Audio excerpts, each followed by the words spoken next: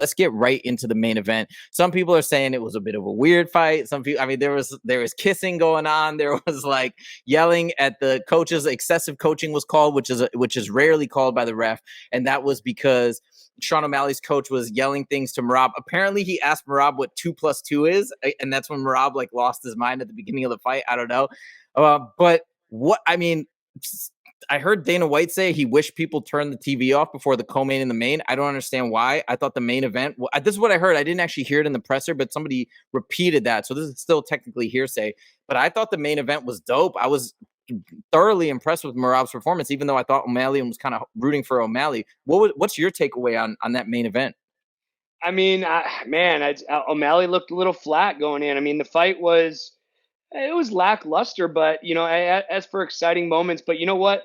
Hats off to Merab though. Not only implementing his game plan that he said he was going to do, he had fun doing it. It wasn't just like he took him down, laid on him. He was dancing in the ring. He did Sean O'Malley's basketball dribble. Sean O'Malley missed this big spin kick, and he was given his style. And a lot of people don't like his style. And I'll be straight up, I'm not a huge fan of that style, of the wrestling grind style. I want to see two guys get in there and bang it out. That doesn't mean it's a boring style. It's just preference to me, what I like. I like to see big knockouts and so on and so forth. But he took his style, knows it's a little lackluster and boring, and tried to make it exciting by taunting, tried to make it exciting by talking shit, tried to make it exciting by doing, outlandish things. And he's being criticized for it. But again, at the end of the day, he's an entertainer, and he understands that his style isn't that exciting. But he's trying to make it exciting, guys. And I really have to stick my head up because, again, when he's like mocking, Sean O'Malley, who's such a dangerous, powerful striker on the feet, like this guy has some big balls, man.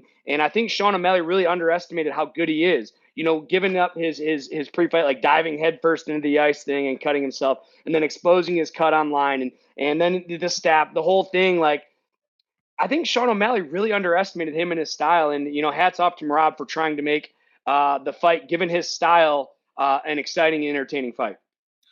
Okay, I don't understand though why it was so boring, because people are discounting, for example, the knees to the thighs. Like, why was that boring? He was nailing him with heavy shots. So what? Now if the knees hit the body, all of a sudden it's exciting. I don't get that. He was landing. It wasn't just holding him down. He was constantly striking. Some of the shots didn't seem that strong, like the punches, but those knees were brutal. And I think you tell me if you agree or disagree. I think those knees took a huge toll on Sean O'Malley. Now, he wasn't barely throwing any kicks. People were saying that he probably wasn't throwing kicks because he was afraid of the takedown. But I also think perhaps that wear and tear on his legs was causing some issues for him. What do you think about those knees to the thighs? Honestly, with the adrenaline going in that moment that he's in and the atmosphere, like a lot of times you won't feel those until after the fight. I'm not saying it's impossible. He could have been phased by it, but a lot of times, like when I fought Gabriel Benitez, who's supposed to be, the best kickboxer I've ever fought, and he kicked me in the quad. He landed some good hard leg kicks, and I remember thinking, "Wow, this guy kicks really hard." But I didn't feel it till after the fight. Like I felt the impact, but my legs didn't feel compromised really until after the fight. So it could have been the same situation there. But I think when we talk about exciting guys and exciting fights, it's not that his output was lackluster. It's just that the chance of a finish is. I like to see finishes, whether it's submission, whether it's not, preferably knockouts.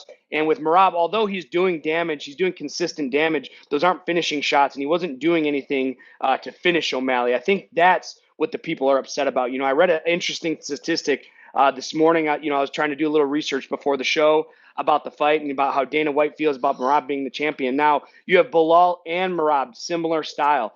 Did you know out of their 31 MMA fights, or 31 MMA fights combined, Oh God. 31 wins combined, there's 4 finishes between both fighters. And now we're talking about the UFC champion. So when you talk about finishes, guys want to see finishes. And although these guys are the best in their given weight class, they're just not finishing machines. And that's why the fans and Dana White, kind of see it as lackluster. They are the best in the division, guys. We can't argue that. But unfortunately, it's kind of a boring style again between Bilal and Merab. And I'm a huge Merab fan. I was before this. I like O'Malley as well. I thought O'Malley was going to be able to pick him off, but I'm still happy for Merab. 4 finishes between 31 UFC or between 31 MMA victories. That's not going to help the company. It's a bummer, and I do get that the knockouts are exciting. I'll tell you my perspective why I like finishes in general is because it does feel a bit unsatisfying when you're taking it to the judge's scorecard, because sometimes you don't know what's going to happen. This is a great example. We had 48-47, which I think most people agree that was a weird scorecard to give O'Malley 2 rounds. So that fact that you just never really know, we see the judges go this way and that way so many times. So it's like, is that a real victory? You know what I mean? It just feels funny. So I totally get that. But man, I mean, that's the game. It's martial arts. Everybody's got their own style. Everybody finds their own way to win. So to me, I don't know. I get that from a general standpoint of, hey, for a lot of casual fans, I suppose, or people that are newer to the sport, they love to see those moments, like right when we see Max Holloway knock out Justin Gaethje, or something that just blows your mind. But man, at the end of the day, the UFC is all about the best against the best. This is the best against the best. And we saw Merab find a way to win. You just have to respect it. O'Malley's dangerous. Now, before we move on, do you think there was something wrong with O'Malley? I hate to say that because I don't want to take credit away from Merab, but he did. I mean, I don't know. He looked really, really slow to me, and he just didn't look like his normal self. Was that because he was afraid of the takedown, and that was Merab that made him look that way, or do you think there was something wrong with him?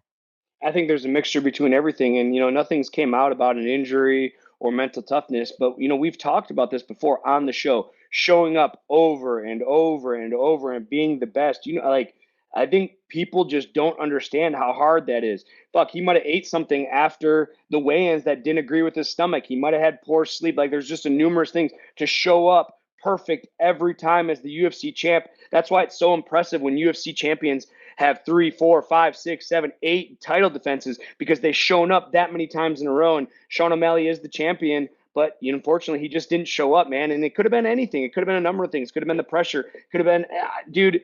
That's why guys don't give fighters enough credit when they consistently win, when they have these long streaks of winning in the UFC. I just think it's really taken for granted. They think, oh, well, he's the UFC champ. He's the best in the world. Of course he's going to show up perfect every time. Absolutely not. And unfortunately for Sean, whether it was the pressure, whether it was the wrestling, whether it was the game plan, whether it was whatever it was, Sean was just a little flat, man. And once you get grinded on, once your body gets filled with lactic acid from that wrestling grind, I mean, it's really tough to battle out of that sometimes.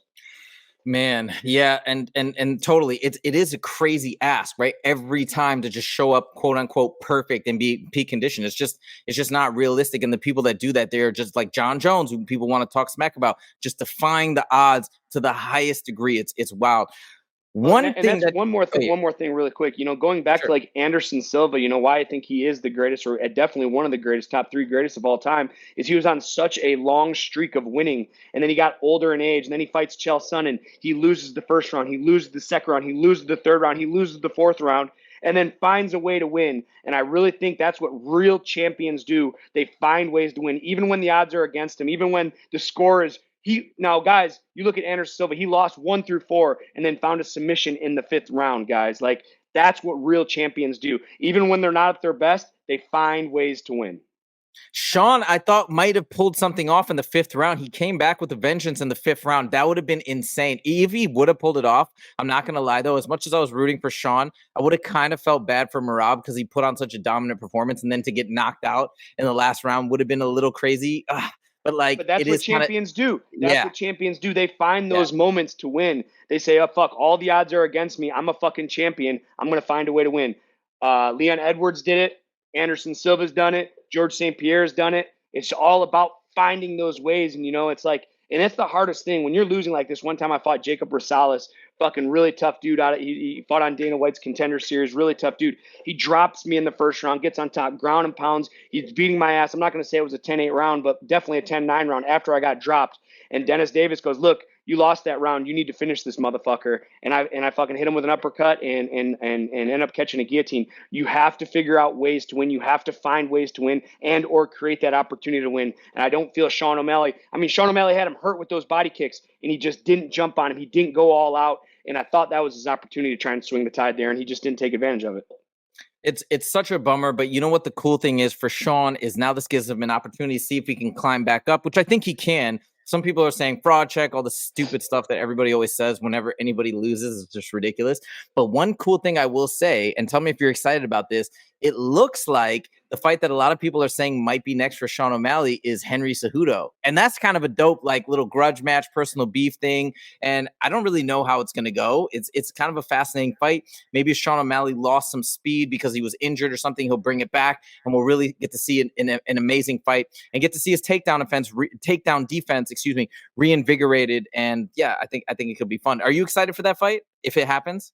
Not really. Oh. I'm not really excited about the Cejudo fight because Cejudo. I like Henry a lot. He's a nice guy. I've met him a couple times. I think he's an incredible fighter. He's one of the best to ever do it. But he's not really a championship material, man. We just saw what the champion did to Cejudo. So I felt Merab beat Cejudo worse than he beat O'Malley. The matchup I would be looking forward to is the one and only Peter Yan versus Sean O'Malley. I really think that that decision they went to was kind of Hmm. ish. Some people thought O'Malley won. Some people thought Peter Right. Yan won. I think Yep. that's the fight to make. Peter Yan versus Sean O'Malley too. And if Sean beats him, now he's back into title contention. But it'll also give Peter Yan, who I think is just a fucking stud, a hell of a fighter, another chance to get back into title contention as well. That could be dope. I've also heard Corey Sandhagen. So it's probably going to be one of those three. Piotr Jan, Corey Sandhagen, and obviously Henry Cejudo might be in the mix. Let's see what happens. All right.